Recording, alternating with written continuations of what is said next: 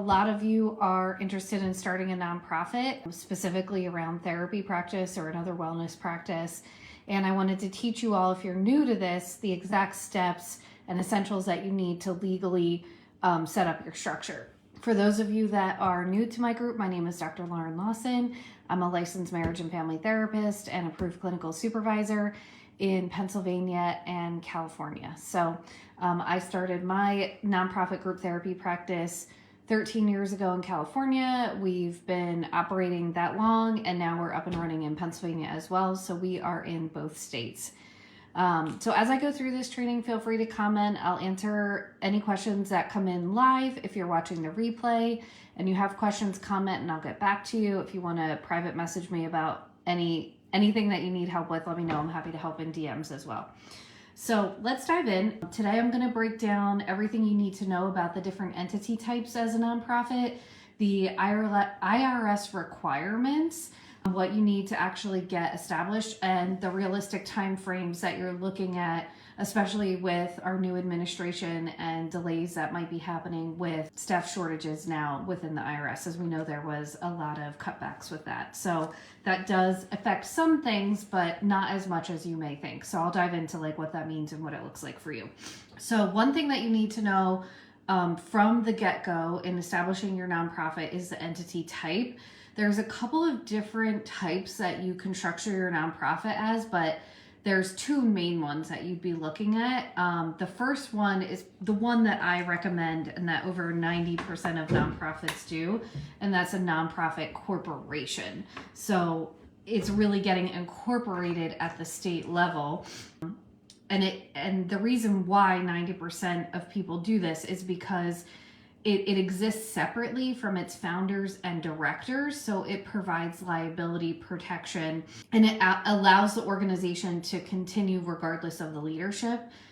That sometimes scares a lot of people, but it's actually protection for you, and it is also, think of it as your legacy continuing after you step down or retire. So again, this is the most common structure for nonprofit therapy practices, is this nonprofit corporation at the state level.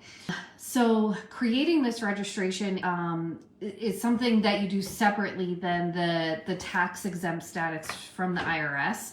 And oftentimes this is required in order to get that tax exempt status from the IRS. So this is your first step that you're going to do when you're setting the essential foundation that you need for your nonprofit, is registering with your state as a nonprofit corporation. As a nonprofit corporation, it's governed by a board of directors, and those board of directors have 3 fiduciary responsibilities, and that is duty of obedience, duty of, now they're going out my brain, duty of obedience, I want to say duty to warn, but obviously that's clinical and under terror self. I'm blanking on it, just having a brain moment, but there's 3 fiduciary responsibilities. I just did a training on this under Board Structure 101. So if you want to go back and refresh, if you go under the guide section, I go over those fiduciary responsibilities in detail. The second type of entity that you can establish as a nonprofit, it doesn't really apply to therapy practices, but you might see this sometimes, so I just want to explain it, and that's a charitable trust.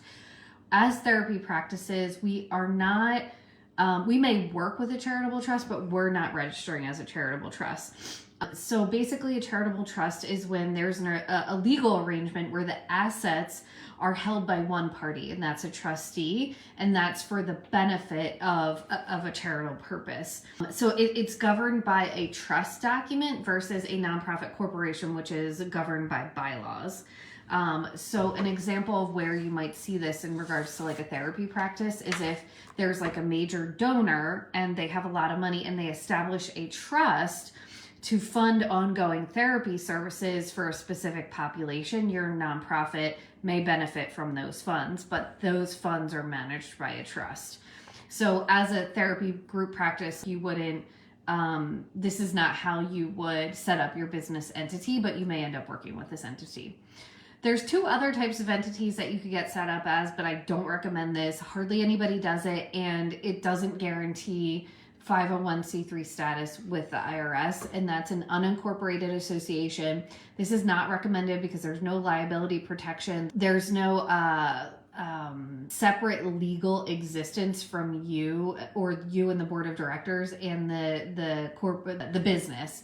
So it's not recommended, and it doesn't guarantee that you're going to get the IRS designation. Most of the time you need that corporation status to get the IRS approval. The other thing you can do is you can have an LLC that is established as a nonprofit, but again, it's not recommended because it may not be approved by the IRS. And in that case, then what happens is you're a legal nonprofit at the state level, but you don't have that tax exemption from the IRS, which is ideally, right, the main benefit of starting a nonprofit is that you're tax exempt. So those are the different types of entity structure. So what I teach in my program is getting established as a corporation at the state level first. And so I'll go through what that filing process looks like step by step, so that if you want to look it up on your own and look at your own state requirements, I definitely recommend doing that. The first thing you need is your articles of incorporation. Your articles of incorporation are basically listing out the purpose of your organization and stating that it is a charitable organization. You file it with your Secretary of State, and there is a filing fee. Usually it ranges between $50 to $150. The turnaround time for approval is 2 to 6 weeks, but honestly, for a lot of states, it's much, much quicker. It can be like a 48-hour turnaround, and you have your approval for the nonprofit corporation in your state. Now, filing the actual articles of incorporation with the Secretary of State looks different, and the application is different for every state. I've seen so many of these. Some of them you actually have to have a separate document that is your articles of incorporation. Some states want you to fill out the online application, and you're not uploading your own document. You fill out a form online, and they then create the articles of incorporation based on that application. I know the state of Texas does that. With California, you actually upload your articles of incorporation yourself. So what I do in my program is I give you a template so that you have articles of incorporation to work from. And with that, you need to identify at least minimum 3 board of directors. Not every state requires that you list the board of directors, but there is a good amount of states out there that actually want you to list the board of directors, meaning you need to have their name, their role on the board, and usually phone number and address. So the states require that information. They don't have to actually live in that state, but you do need a minimum of 3 to form a board of directors for a nonprofit corporation. If you don't have it for the articles of incorporation, your state doesn't require that, you're still going to need it for the IRS application, which I'll go through in a minute. After you file with your state, you can apply for an EIN. Honestly, you could apply for an EIN before you file with the state. It doesn't matter which order you go in, but please just go to the IRS website. It's free. It takes like 2 seconds to fill out that application, and you then have an EIN associated with your nonprofit, with the articles that you filed through the Secretary of State. And really, that's all you need to get your business up and running with the nonprofit. So that part is actually pretty super simple and pretty easy and fast. And that's what you need to actually start business. After you do that, and that's out of the way, then you're going to start diving into actually getting that tax exempt status from the IRS. That is going to be 2 applications, which I'll go through in a minute. But you'll need to have bylaws. So your bylaws are basically the organization's top level policies that govern the board. So they're basically policies and procedures that the board of directors has to follow. They're not your operational policies, so it's not like your HR policy or your clinical policy. This is more of how the board needs to operate to stay in compliance with the IRS. So in my program, because bylaws are usually I think mine are like 10 to 20 pages long, but and sometimes states have specific requirements for your bylaws that they require in there. So I tailor the bylaws, but I give you a template for the bylaws for you to kind of work off of, so you're not creating it from scratch and wondering, is this going to get approved by the IRS? I have everything in there that you need for approval. So you'll want to start working on your bylaws, and then once you have your bylaws, you don't file them with the state, you file them when you do the 1023 application, which I'll talk about in a minute. But once you have your bylaws created, you're going to organize your first board meeting, and you're going to have the board approve the bylaws, and you're going to document that in the board meeting minutes. So I know this kind of sounds like, oh my gosh, this is a lot of work, but it's actually not. It's kind of like all of you who have been in private practice or even community mental health, you've all been in meetings where you're kind of reviewing things together. This is almost the same thing. There's different procedures that you follow as a board of directors, but there's so many resources out there on how to do this correctly. And as long as you document it in the meeting minutes, then it happened and it's legal. And I have a whole structure for this that breaks it down very easy within my course. And it's an online course, self-study, that you can do at your own pace.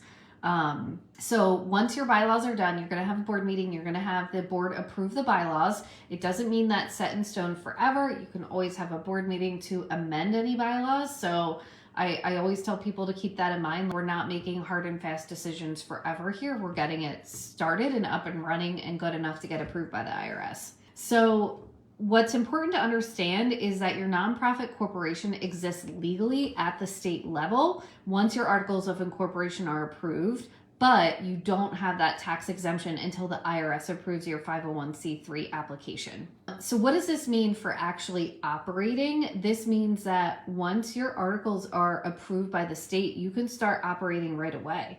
So you can start seeing clients under that business. You can start credentialing with insurances. You can obtain your MPI-2 if you don't already have that.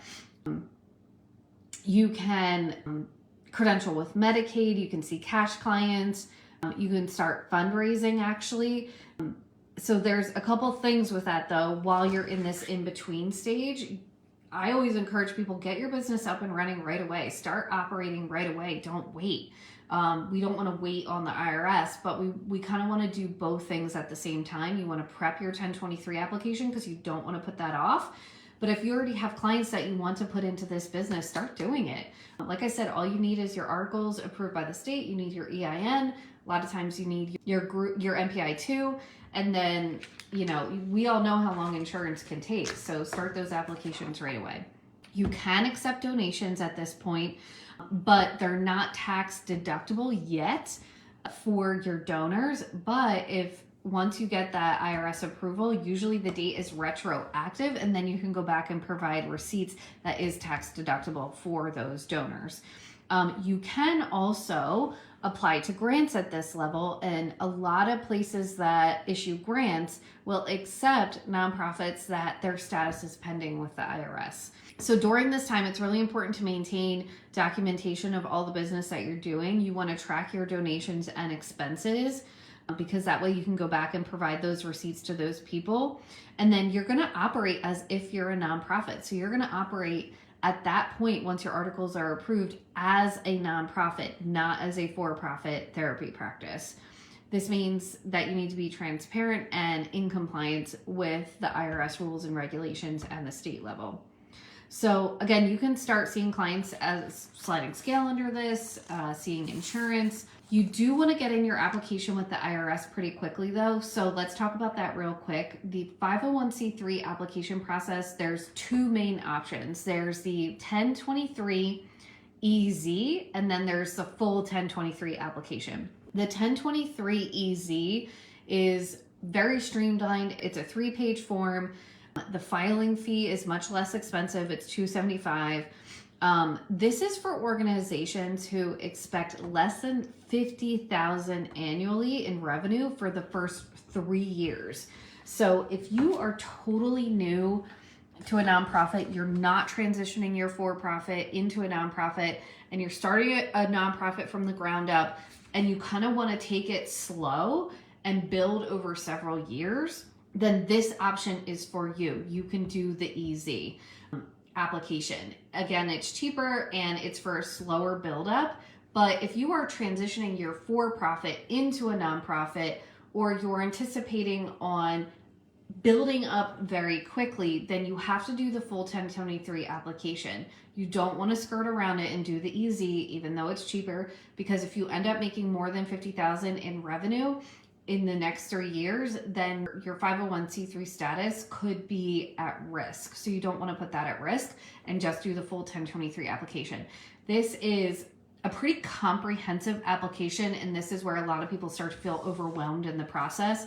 And that's because this application is like 30 pages and it's a $600 filing fee. But this is required for organizations who expect to make more than 50,000 in revenue over the next 3 years of their nonprofit. So if any of you already have a for-profit, you're probably already making over 50,000 gross in revenue, and you need to apply with the 1023 long application. This does require detailed narratives about the nonprofit, budget, and like activity descriptions. And if you're transitioning from a for-profit into a nonprofit, you do need your financial information for your for-profit in order to fill out the 1023.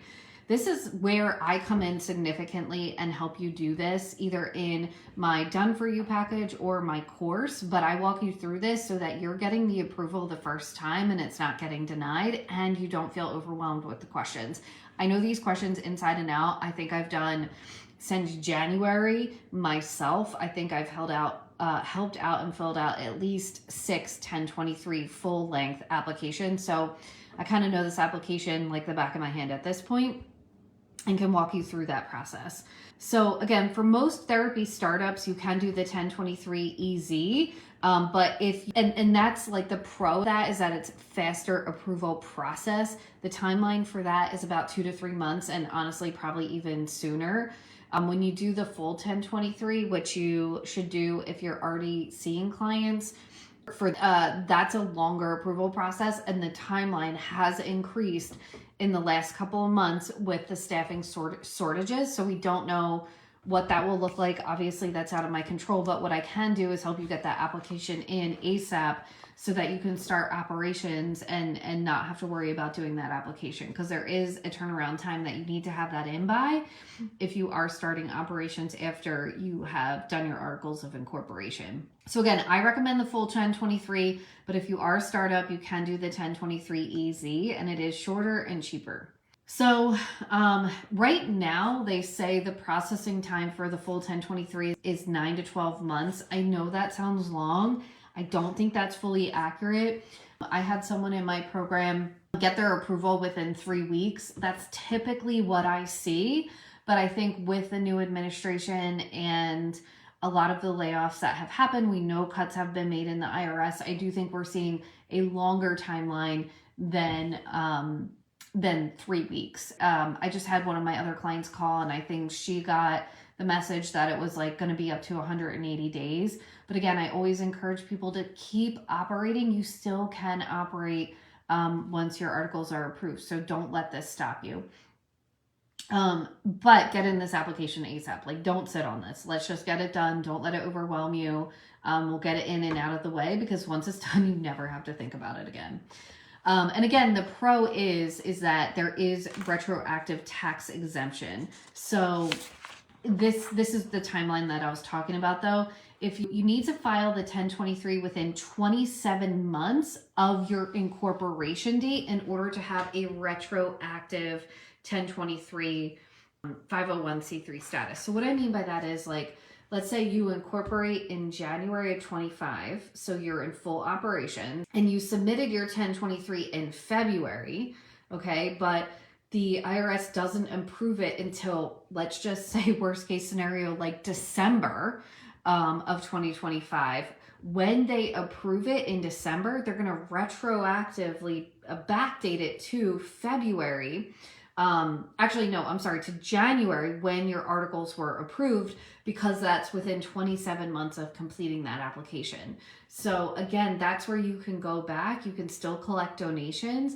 And once you're approved in December and they retroactively approve it back to January, you can provide receipts to your donors. That's why you need to track it. And that is a tax deduction for those donors. So this is why I say, like, don't wait. Don't worry about the IRS being slow. Things are retroactive, and just get it in ASAP so you can start operating and serving your community.